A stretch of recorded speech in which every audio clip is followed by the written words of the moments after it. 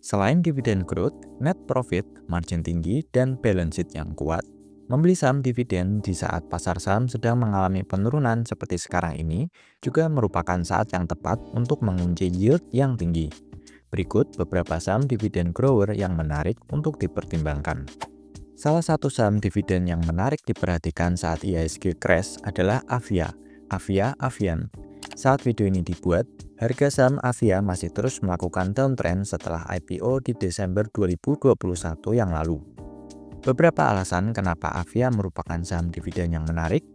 Pertama, Avia merupakan perusahaan milik konglomerat Hermanto Tanoko yang sejauh ini memiliki track record yang bersih.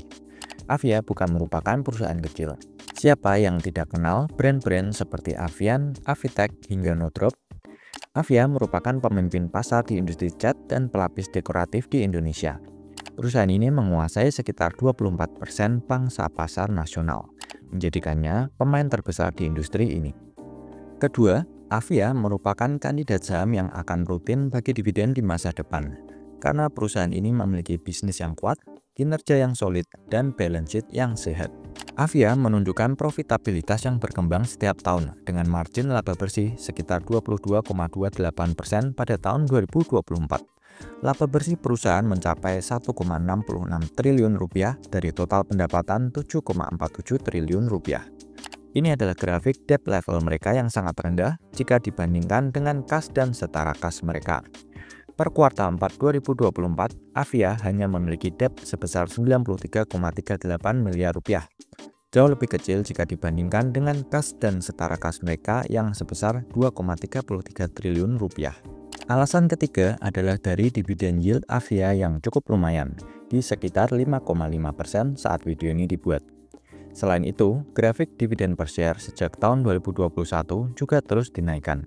Jangan lupakan juga, manajemen juga berencana untuk melakukan buyback.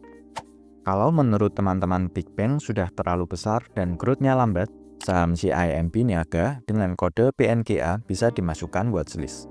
BNGA atau CIMB Niaga memiliki segmen bisnis yang cukup bervariasi, walaupun hampir setengahnya mereka bermain di segmen corporate. Per 2024, komposisi loan BNGA sebesar 39,7% ada di korporasi, mortgage 18,3%, komersial 15,1%, dan sisanya terbagi di small medium enterprise, auto loans, dan lain-lain. Total kredit yang mereka salurkan di tahun 2024 sebesar 228 triliun rupiah atau naik 6,9% year on year. Bank swasta dengan aset terbesar kedua yang juga dimiliki Lo Keng Hong ini memiliki dividen yield jumbo di sekitar 8,5%.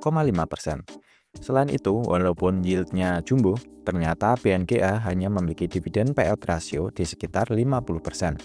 Bandingkan dengan BBRI yang yieldnya hampir sama, namun dividen payout rasionya hampir menyentuh 90%. BNGA ini menjadi kandidat dividen grower yang menarik. Perhatikan grafik dividen per share mereka yang sejak tahun 2018 hingga tahun 2024 terus menunjukkan grafik yang meningkat dengan CAGR 76% per tahun. Jadi sudah dapat yield yang lebih tinggi dari obligasi, payout-nya rendah, dividen per share-nya terus meningkat setiap tahun. Saya juga membandingkan BNGA dengan BBCA dalam 5 tahun terakhir, di mana ternyata performa saham BNGA jauh mengungguli BBCA. Dalam periode ini, BNGA menghasilkan return hampir 200%, sedangkan BBCA menghasilkan return 60%. Ini tidak memperhitungkan dividen. Saham berikutnya adalah saham favoritnya para dividen investor. Selamat sempurna, kode SMSM. Ini adalah saham dari perusahaan market leader di industri filter yang setahun membagi dividen 4 kali. Dengan dividen yang terus meningkat setiap tahunnya, ditambah penurunan harga saham membuat SMSM menawarkan yield yang sangat menarik di sekitar 8%. Saat video ini dibuat, dari titik tertinggi di Oktober 2023, SMSM sudah koreksi sekitar 30%. Kalau kita bandingkan dengan performa BBCA dalam 20 tahun terakhir, tanpa memperhitungkan dividen, ternyata SMSM dan BBCA memiliki return yang mirip, di sekitar 2.200%. Dalam periode yang sama, jika kita masukkan juga return yang didapat dari dividen, SMSM jauh mengungguli BBCA. SMSM memberikan return 7.600%. sedangkan BBCA hanya 3.500%. Perhatikan grafik dari revenue, net income, dan profit margin SMSM berikut. Cukup jarang saya menemukan saham yang kinerjanya seperti ini, di mana bersama-sama revenue, net income, dan margin mengalami kenaikan berturut-turut sejak 2020. Profit margin mereka pun termasuk yang tinggi, hampir 20% di tahun 2024 yang lalu. Bukan hanya kinerja profitabilitas yang bagus, balance sheet mereka juga sangat baik.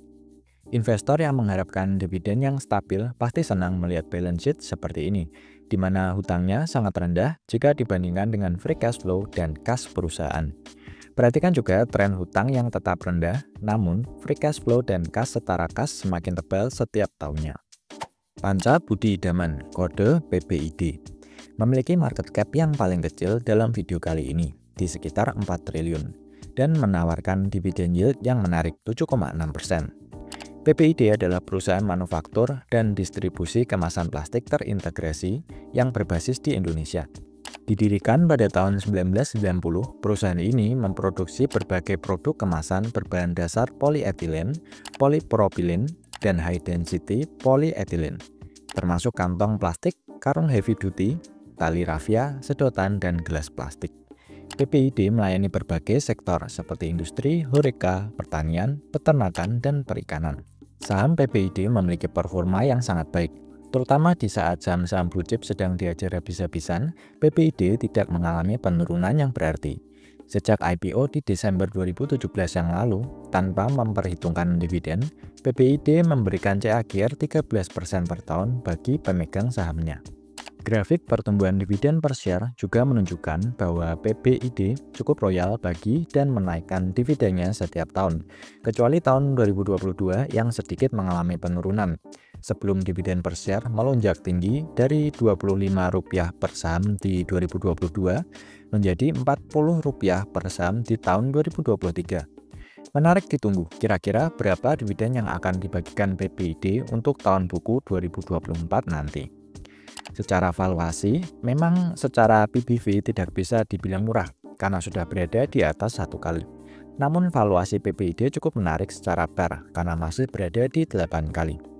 Overall, PBID bisa dikategorikan sebagai saham yang berada di bisnis yang boring, namun sustainable karena produk-produk mereka akan selalu dibutuhkan.